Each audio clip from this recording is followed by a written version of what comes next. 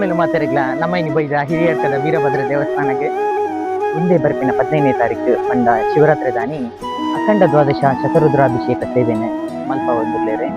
ದೇವಸ್ಥಾನದ ಅರ್ಚಕರಾದಿತ್ತಿನ ರಂಗನಾಥ್ ಭಟ್ ಬೊಕಾರ್ನ ಧರ್ಮಪತ್ನಿ ಆಯ್ನ ಶ್ರೀಮತಿ ಗಾಯತ್ರಿ ಆರ್ ಭಟ್ ಮೇರೆ ಅಖಂಡ ದ್ವಾದಶ ಶತರುದ್ರಾಭಿಷೇಕ ಸೇವೆನೆ ಮಲ್ಪನೊಡು ಪಂದು ಸಂಕಲ್ಪನು ಮಲ್ತೊಂದೆ. ಇತಿಹಾಸಡು ಸುರುತ ಬಾರಿಗೆ ನಡಪುನಂಚಿತ್ನ ಈ ಸೇವೆದ ಬಗ್ಗೆ ನನಲ ಜಾಸ್ತಿ ಮಾಹಿತಿನ ಅರಡನೇ ಕೇಂದ್ರ ತೆರೆಯೋನುಗ. ಹರಶಂಭೋ ಮಹಾದೇವ ವಿಶ್ವೇಶ ಅಮರವಲ್ಲಭ ಶಿವಶಂಕರ ಸರ್ವಾತ್ಮನ್ ನೀಲಕಂಠ ನಮೋಸ್ತುತೆ. ಗುರವೇ ನಮಃ. ಪ್ರಾರ್ಥನಾಂ ಸಮರ್ಪಯಾಮಿ. ನನ್ನ ಹೆಸರು ವೇದಮೂರ್ತಿ ರಂಗನಾಥ ಭಟ್ ಅಂತ. ನಾನು ವಂಶಪಾರಂಗತವಾಗಿ ಈ ದೇವಸ್ಥಾನದ ಅರ್ಚಕ. ಈ ವರ್ಷ ನನ್ನ ಪೂಜಾ ಸರದಿ. ಈ ವರ್ಷದಲ್ಲಿ ಒಂದು ವಿಶೇಷವಾದಂಥ ಸೇವೆಯನ್ನು ದೇವರಿಗೆ ಅರ್ಪಿಸಬೇಕು ಅಂತ ಹೇಳುವಂತ ಒಂದು ಸಂಕಲ್ಪ ಮಾಡಿದ್ದೇನೆ. ಇದಕ್ಕೆ ಉದ್ದೇಶ ಏನು ಹೇಳಿದ್ರೆ, ಸಾನ್ನಿಧ್ಯ ಅಭಿವೃದ್ಧಿ ಆಗಬೇಕು, ಲೋಕ ಕಲ್ಯಾಣ ಆಗಬೇಕು, ಅಷ್ಟೇ ನನ್ನ ಉದ್ದೇಶ. ನಾನು ವೈಯಕ್ತಿಕ ಯಾವುದೇ ಒಂದು ಅಭಿಲಾಷೆ ಇಟ್ಟುಕೊಂಡು ಈ ಸೇವೆ ಕೊಡುವಂಥದ್ದಲ್ಲ. ಕಳೆದ ವರ್ಷದ ನನ್ನ ಪೂಜೆಯಲ್ಲಿ, ಕಳೆದ ಅಂದ್ರೆ ನನಗೆ ವರ್ಷ ಬಿಟ್ಟು ವರ್ಷ ಪೂಜೆ ಇದೆ.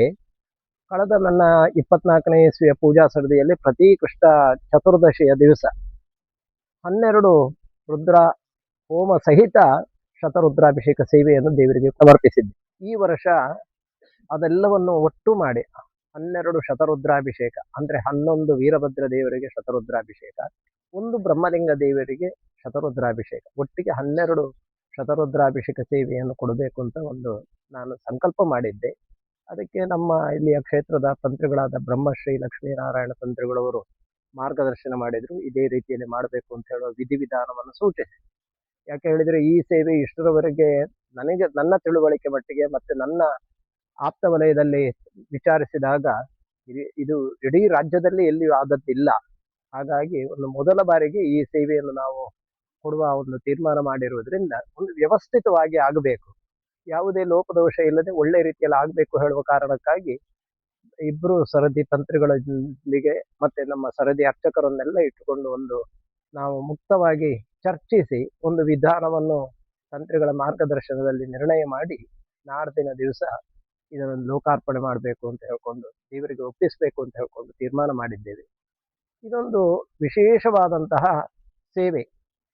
ಇದಕ್ಕೆ ಊರ ಪರವೂರ ನನ್ನ ಆತ್ಮೀಯರು ಮತ್ತೆ ಈ ದೇವರ ಮೇಲಿನ ಭಕ್ತಿಯುಳ್ಳವರು, ಅಭಿಮಾನಿಗಳು, ಭಕ್ತರು ಎಲ್ಲರೂ ಇದಕ್ಕೆ ಆಗಮಿಸಿ ಒಳ್ಳೆಯ ವಿಜೃಂಭಣೆಯಿಂದ ಎಲ್ಲರ ಸಮ್ಮುಖದಲ್ಲಿ ಇದನ್ನು ದೇವರಿಗೆ ಸಮರ್ಪಣೆ ಮಾಡಬೇಕು ಹೇಳುವುದು ನನ್ನ ಉದ್ದೇಶ. ಹಾಗಾಗಿ ಈಗಾಗಲೇ ಸಾಕಷ್ಟು ಪ್ರಕಟಣೆಯ ಮೂಲಕ ನಾನು ಈ ವಿಷಯವನ್ನು ಜಾಹೀರಾತಿನ ಮೂಲಕ ತಿಳಿಸಿದ್ದೇನೆ. ಇನ್ನು ಅದರ ಬಗ್ಗೆ ವ್ಯವಸ್ಥೆ ಮಾಡ್ತಾ ಇದ್ದೇನೆ. ಹಾಗಾಗಿ ಎಲ್ಲರೂ ನಮ್ಮ ಊರಿನ ಪರವೂರಿನ ಎಲ್ಲ ಭಕ್ತಾದಿಗಳು ಯಾರಿಗೆಲ್ಲ ಹೇಳಿದ್ರೆ ಅವರೆಲ್ಲ ಬಹಳ ಸಂತೋಷ ಪಟ್ಟಿದ್ದಾರೆ. ಇದೊಂದು ಅದ್ಭುತವಾದಂತಹ ವಿಶೇಷವಾದಂತಹ ಸೇವೆ, ನಾವು ಬರ್ತೇವೆ, ಖಂಡಿತ ಭಾಗವಹಿಸ್ತೇವೆ ಅಂತ ಹೇಳ್ಕೊಂಡು ಎಲ್ಲರೂ ಹೇಳಿದ್ದಾರೆ. ಇದು ಯಾರಿಂದಲೂ ನಾನು ಯಾವುದೇ ಒಂದು ಧನ ಸಹಾಯವನ್ನು ಅಥವಾ ಪ್ರತಿಫಲವನ್ನು ನಿರೀಕ್ಷಿಸದೆ ಅಥವಾ ಅಪೇಕ್ಷಿಸದೆ ನಾನೇ ನನ್ನ ಸ್ವಂತ ದುಡಿಮೆಯ ಇದರಿಂದ ಖರ್ಚು ಮಾಡಬೇಕು ಅಂತ ತೀರ್ಮಾನ ಮಾಡಿದ್ದೆ. ನಾನು ಹಿರಿಯರ್ಕ ಗೌರ್ಮೆಂಟ್ PU ಕಾಲೇಜ್ನಲ್ಲಿ ಅರ್ಥಶಾಸ್ತ್ರ ಉಪನ್ಯಾಸಕನಾಗಿ ಮತ್ತೆ ಒಂದು 5 ವರ್ಷ ಪ್ರಾಂಶುಪಾಲನಾಗಿ ಸೇವೆ ಸಲ್ಲಿಸಿ ವಾಲಂಟಿಯರ್ ರಿಟೈರ್ಮೆಂಟ್ ಸ್ವಯಂ ರಾಜೀನಾಮೆ ಕೊಟ್ಟು ಕೆಲಸದಿಂದ ನಿವೃತ್ತನಾಗಿದ್ದೇನೆ. ಅಲ್ಲಿ ನನಗೆ ಸಿಕ್ಕಿದ ಒಂದು ಸಂಪಾದನೆಯ ಹಣ, ಅದರಿಂದ ಈ ಸೇವೆಯನ್ನು ಮಾಡಬೇಕು ಅಂತ ಹೇಳ್ಕೊಂಡು ತೀರ್ಮಾನ ಮಾಡಿದ್ದೇನೆ. ನನಗೆ ಒಬ್ಬಳೆ ಮಗಳು ಇರೋದು, ಅವಳು ಸಹ ಇದಕ್ಕೆ ಬಹಳ ಸಹಕಾರ ಕೊಡ್ತಾ ಇದ್ದಾಳೆ. ಅವಳು ಯಾವುದೇ ಹಣದ ಅಪೇಕ್ಷೆಯಲ್ಲಿಲ್ಲ. ಅವಳು ಹೇಳ್ತಾಳೆ, ನೀವು ಮಾಡಿಯಪ್ಪ, ನಾವಿದ್ದೇವೆ ಅಂತ ಹೇಳ್ಕೊಂಡು. ಹಾಗಾಗಿ ಇದನ್ನು ನಾವು ಜೀವದಲ್ಲಿ ಗಟ್ಟಿ ಇರುವಾಗಲೇ ಆ ದೇವರಿಗೆ ಸಮರ್ಪಣೆ ಮಾಡಬೇಕು ಹೇಳುವುದು ನನ್ನ ಉದ್ದೇಶ. ಹಾಗಾಗಿ ಈ ಸೇವೆಯನ್ನು ಮಾಡ್ತಾ ಇದ್ದೇನೆ. ಶತರುದ್ರಾಭಿಷೇಕ ಅಂತ ಹೇಳಿದ್ರೆ ಇದು ಲೋಕದಲ್ಲಿ ಎಲ್ಲ ಕಡೆಯಲ್ಲಿ ನಡೆಯುವಂಥದ್ದೇ. 11 ಜನ ಪಾರಾಯಣಕ್ಕಿರ್ತಾರೆ. 11 ಬಾರಿ ಅವರು ಪಾರಾಯಣ ಮಾಡಿ 11 ಕಲಶವನ್ನಿಟ್ಟು ಪ್ರತಿ ಕಲಶಕ್ಕೆ 11 ರುದ್ರ ದೇವರ ನಾಮವನ್ನು, ಅದರಲ್ಲಿ ಭಗವಂತನ ನಾಮವನ್ನು ನ್ಯಾಸಗೊಳಿಸಿ ಆ ಕಲಶವನ್ನು ದೇವರಿಗೆ ಸಮರ್ಪಣೆ ಮಾಡುವಂಥದ್ದು. ಇದು ಬಹಳ ಕಡೆಯಲ್ಲಿ ಎಲ್ಲ ಕಡೆಯಲ್ಲಿ ನಡೆಯುವ ಒಂದು ಸಾರ್ವತ್ರಿಕವಾದಂತಹ ಒಂದು ಸೇವಾ ವಿಧಾನ. ಅಂತಹ 11 ಶತರುದ್ರವನ್ನು ಸಂಯೋಜಿಸಿ ನಾವು ಇಟ್ಟಿದ್ದೇವೆ. ಇದು ಒಂದು ಶತರುದ್ರಕ್ಕೆ 2.5 ಗಂಟೆಗಳ ಕಾಲ ಬೇಕಾಗ್ತದೆ. ಹಾಗಾಗಿ ಒಟ್ಟಿಗೆ ಒಂದು 11 ಶತರುದ್ರಾಭಿಷೇಕ ಮತ್ತೊಂದು ಪ್ಲಸ್ ಬ್ರಹ್ಮನಿಗೆ ಅಂತ ಹೇಳುವಾಗ 12 ಶತರುದ್ರಾಭಿಷೇಕಕ್ಕೆ ಸುಮಾರು 30 ಗಂಟೆಗಳ ಕಾಲ ನಿರಂತರವಾಗಿ ನಡೆಯುವಂತಹ ಶತರುದ್ರಾಭಿಷೇಕ. ಇನ್ನು ಕೊನೆಯ ಶತರುದ್ರಾಭಿಷೇಕ 11 ಮತ್ತು 12ನೆಯ ಶತರುದ್ರಾಭಿಷೇಕವನ್ನು ಏಕಕಾಲದಲ್ಲಿ 2 ಬೇರೆ ಬೇರೆ ತಂಡಗಳೊಂದಿಗೆ ನಾವು ನಡೆಸುವುದಂತ ತೀರ್ಮಾನ ಮಾಡಿದ್ವಿ. ಯಾಕೆ ಅಂತ ಹೇಳಿದ್ರೆ ಬ್ರಹ್ಮಗುಡಿ ಬೇರೆಯೇ ಇದೆ, ವೀರಭದ್ರನ ಗುಡಿ ಬೇರೆಯೇ ಇದೆ. ಅದಕ್ಕೆ ಏಕಕಾಲದಲ್ಲಿ ನಡೆಸಿದ್ರೆ ಸುಮಾರು 2.5 ಗಂಟೆಗಳ ಕಾಲ ಉಳಿತಾಯ ಆಗ್ತದೆ. ಹಾಗಾಗಿ ಬೆಳಿಗ್ಗೆ ನಾಡ್ದು 15ನೇ ತಾರೀಕಿನ ದಿವಸ ಸೂರ್ಯೋದಯ 7 ಗಂಟೆಗೆ ಆರಂಭಗೊಂಡ್ರೆ ಮರು ದಿವಸ ಮಧ್ಯಾಹ್ನ 11:15 ಗಂಟೆಯವರೆಗೆ ಶತರುದ್ರಾಭಿಷೇಕ 12 ಬಾರಿ ನಾವು ಯೋಜಿಸಿದ ಪ್ರಕಾರವೇ ನಡೆದ್ರೆ, ದೇವರು ನಡೆಸಿಕೊಂಡ್ರೆ ನಡೀತದೆ.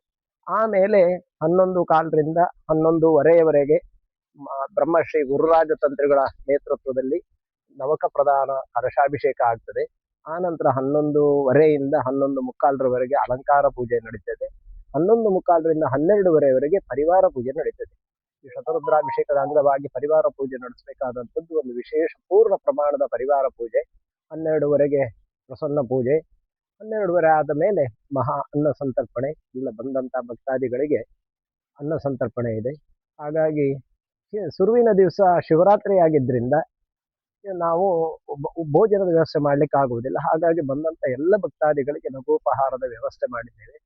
ಎಲ್ರಿಗೂ ಯಾರು ಅದರಲ್ಲಿ ಯಾವುದೇ ಭೇದ ಭಾವ ಇಲ್ಲದೆ, ಆಮೇಲೆ ರುಚಿಯಲ್ಲಿಯೂ ಏನು ಇದು ಬಾರದೆ, ಒಳ್ಳೆ ಚ್ಯುತಿ ಬಾರದೆ ಒಳ್ಳೆ ರೀತಿಯ ಒಂದು ಲಘೋಪಹಾರದ ವ್ಯವಸ್ಥೆಯನ್ನು ಮಾಡಿದ್ದೇವೆ. ಇನ್ನು ದೇವರು ನಮ್ಮಿಂದ ಅದನ್ನು ಮಾಡಿಸಿಕೊಳ್ಬೇಕು.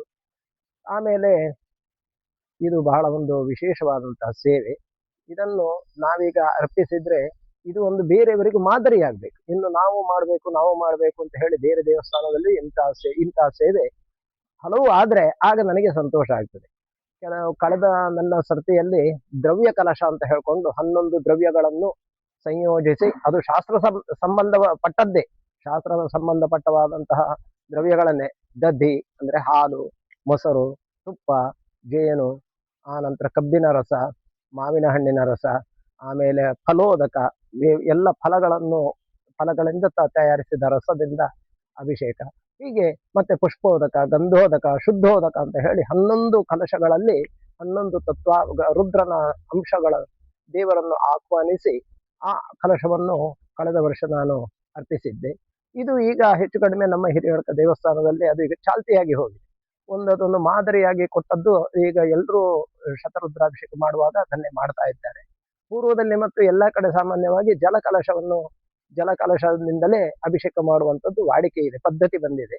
ಈ ಒಂದು ಹೊಸ ಪ್ರಯೋಗ ಮಾತ್ರ ಅಲ್ಲ, ಇದು ಇರುವಂತ ಶಾಸ್ತ್ರಸಮ್ಮತವಾದಂತ ಪ್ರಯೋಗ, ಅದನ್ನು ಮಾಡ್ತಾ ಇದ್ದೇವೆ. ಹಾಗೆ ಈ ವರ್ಷ ನಾವು ಮಾಡುವಂತ ಈ ಒಂದು ಪ್ರಯೋಗ ಅಥವಾ ಸೇವೆಯು ಕೂಡ ಇದು ಯಶಸ್ವಿ ಆಗಬೇಕು, ತನ್ಮೂಲಕ ಎಲ್ಲರಿಗೂ ಇದೊಂದು ಮಾದರಿ ಆಗಬೇಕು ಹೇಳುವಂಥದ್ದು ನನ್ನ ಇಚ್ಛೆ. ಇದಕ್ಕೆ ನಮ್ಮ ಬ್ರಹ್ಮಶ್ರೀ ಲಕ್ಷ್ಮೀನಾರಾಯಣ ತಂತ್ರಿಗಳು ಅವರು ಪೂರ್ಣ ಸಹಕಾರ ಕೊಡ್ತಾ ಇದ್ದಾರೆ, ಮಾರ್ಗದರ್ಶನ ಕೊಡ್ತಾ ಇದ್ದಾರೆ. ಅಂತವರ ಮಾರ್ಗದರ್ಶನ ನನಗೆ ಸಿಕ್ಕಿರುವುದು ಹೆಮ್ಮೆಯೂ ಹೌದು, ನನಗೆ ಒಂದು ಸಾರ್ಥಕತೆಯೂ ಉಂಟು.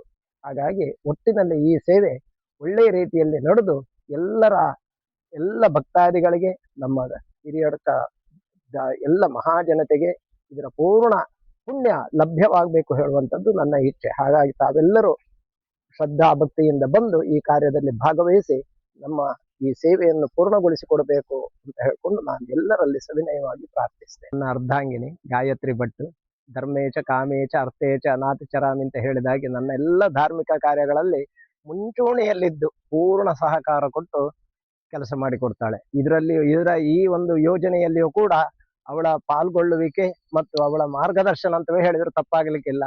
ಅವಳ ಮಾರ್ಗದರ್ಶನ ನನಗೆ ಬಹಳ ಸಿಕ್ಕಿದೆ ಮತ್ತು ಅವಳ ಸಹಾಯ ಅಂತೂ ಅದು ನನ್ನ ಪೂರ್ವಜನ್ಮದ ಪುಣ್ಯ. ಹಾಗಾಗಿ ನಾವಿಬ್ಬರು ಒಟ್ಟು ಸೇರಿ ಈ ಒಂದು ಸೇವೆಯನ್ನು ದೇವರಿಗೆ ಅರ್ಪಣೆ ಮಾಡ್ತಿದ್ದೇವೆ. ಎಲ್ಲರೂ ಬಂದು ಭಾಗವಹಿಸಿ ಈ ಕಾರ್ಯದಲ್ಲಿ ಭಾಗವಹಿಸಿ ತಾವೆಲ್ಲರೂ ಈ ಕೃತಾರ್ಥರಾಗಬೇಕು ಅಂತ ಹೇಳ್ಕೊಂಡು ಈ ಸಂದರ್ಭದಲ್ಲಿ ಎಲ್ಲರನ್ನೂ ಈ ಮೂಲಕವಾಗಿ ನಾವು ಆಮಂತ್ರಿಸ್ತೇವೆ.